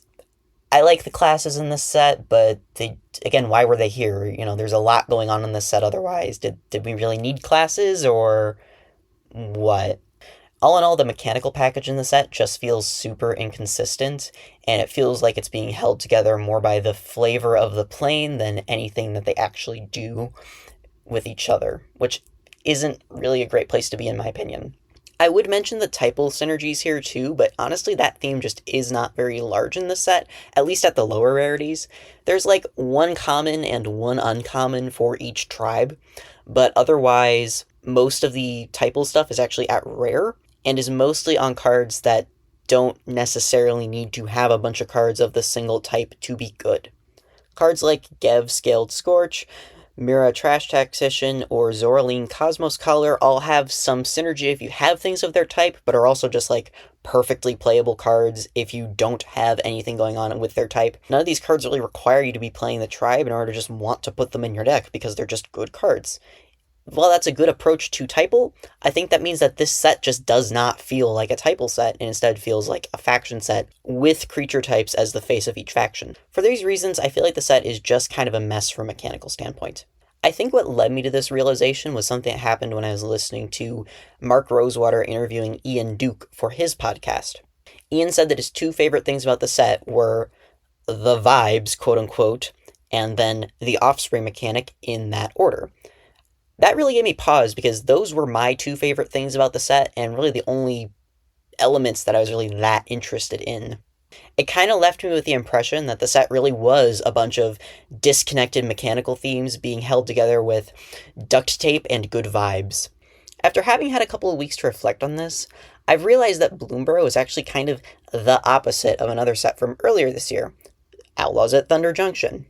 While Thunder Junction had terrible world building, it had really good, compelling, and fun mechanics. I felt like the more I played with the set, the more I wanted to explore these cards and figure out different uses for them, because they were just so fun. By contrast, Bloomburrow has great lore, but outside of Offspring, mostly mediocre mechanics and cards. A lot of these game pieces are just not that compelling once you look beyond the art and maybe the name. I will give them credit. There are a couple of nice removal spells in the set in the form of Mabel's Medal and Fell. I do think these cards are maybe a little bit less relevant than they would have been if they had printed them like 10 years ago, but you know what? I'm just happy they exist now. It's great to have new, fun removal spells at the party. Oh yeah, and also Glarb. We love Glarb. I think Glarb almost makes the rest of the set worth it. All hail King Glarb. This experience has taught me that having fun game pieces is more important to a set than having good lore. Obviously, good lore is an important component, but if you're going to give me the option between immaculate designs and immaculate vibes, I'm going to take the immaculate designs every time. Thanks for listening. I hope you enjoyed. Duskmourn is a phenomenal Magic the Gathering set. Wizards finally did it. They made a set that was really well-rounded. For the first time in over 2 years, we finally got a set on a new plane with an awesome suite of mechanics, and epic lore to boot. When this set was announced, I was kind of skeptical as to whether or not it would be good. 80s horror is notorious for being super campy, and a lot of the trope exploration sets leading up to Duskmourn felt very hollow. I thought this would just be a rehashed version of Innistrad, a plane which hasn't really been great since 2011. But as the cards began to be revealed, my fears dissipated quickly. The general idea behind Duskmourn is that an imprisoned demon expanded its jail cell to encapsulate the entire plane. He did this by manipulating a friendless teenage girl to bringing her bullies to him to consume for power, eventually warping the entire plane to be part of the haunted house in which he was trapped. This story feels like something from one of those 1980s, 1990s era horror flicks, while also just feeling eminently magic. On a similar vein, I actually thought the character designs worked really well. I thought it would be weird seeing a bunch of 80s teens in a magic set, but I think, honestly, it looks pretty good. I think it feels a lot more like magic than some of the other recent sets we've seen, and I really like how they managed to build this coherent and awesome world without going off the deep end. While there are a few somewhat overt references, like the Let's Play a Game card referencing Saw, they tend to be more in line with Delver of Secrets in that they just mechanically represent the original source material in a way that feels very magic, as opposed to cards like Haktos Unscarred or Meddling Youths, which are literally just Achilles or the kids from Scooby-Doo. Even some of the more technologically advanced elements of the set really feel in line with what you would expect to see in a Magic plane. I actually really like the way that TV screens are kind of used as like portals to the spirit world that used to exist on this plane, but now don't because of the demon expanding its prison and kind of like pushing them out of the edge of the world. It's really cool, it's really eerie, and I just think it has a really nice aesthetic that I was not expecting. Like, this setting is just so good. But you can't have a great Magic set without great mechanics. Luckily, Duskmourn is stuffed to the brim with good mechanic designs. Rooms are a great evolution of split cards, combining the gameplay patterns of the original split cards from Invasion Block with those that appeared in Dragon's Maze, allowing you to have the flexibility of the fuse cards while still having the cast one at a time aspect of the originals. The fact that these are enchantments rather than an entirely new card type helps with backwards compatibility with older sets, which I think is something that has been an issue in a lot of Magic products recently. I think it is very easy to put just a couple of rooms into a cube, partially because they are enchantments and they don't work on a fundamentally different axis than most existing cards. While I don't love the fact that this necessitated the change from Constellation to Eerie, I think that is a fine concession for how awesome these cards are. I also think Manifest Dread is a real standout. Manifest was one of the coolest mechanics from Khans Block, but it really got overlooked by only being on a few cards in Fate Reforged. So by making it a key mechanic in Duskmourn, we've really gotten to see what Manifest can do and how fun it can be when the set really makes it key to its architecture. I also think the change from just taking a random card off the top of the library to letting you choose one from the top two is a really good decision, and it really makes Manifest have that fun ceiling of you're getting to manifest creatures to turn face up later, as opposed to just manifesting your land or manifesting a non-creature spell that you really liked and now have no way of getting back. All in all, Manifest Dread is a great mechanic, and I hope we see it again in the near future. Delirium is also returning, and that is another one of my favorite mechanics. I think they underutilized it a little bit in this set, but I think that's okay, since this really isn't a graveyard set. It just kind of has some different card type matters things that make Delirium a good fit. I think the Delirium cards we did get, such as Fear of Missing Out, are really awesome. I'm also really happy to see White-Black Reanimator as a draft archetype, and I like getting more support for it and more colors at more power levels. Honestly, I think the only thing that's actually missing from Duskmourn is like a Five Nights at Freddy's reference. I know the games are from roughly the last 10 years or so they're a little bit more recent than some of the other source material for this set, but given the fact that they are set all in the mid to late 1980s and early 90s and have that basically the Duskmourn aesthetic to them already, I think it's kind of weird that they weren't chosen as options to explore here, especially since they're probably the single most popular horror property with people in my, 15 to 25 age cohort. I'm not saying referencing FNAF would have necessarily led to better art, but it just feels a little bit weird to exclude one of the most popular modern horror franchises in a set about quote-unquote modern horror, especially when that franchise is built on the same basic vibe that you're going for with the set. But in either case, I think Duskmourn is a phenomenal Magic set. I really hope if Wizards continues to make sets focusing on trope explorations in the future, they try to structure it more like Duskmourn, because sets like Outlaws of Thunder Junction, Murders at Karlov Manor, and even Bloomburrow just did not do nearly as good of a job here.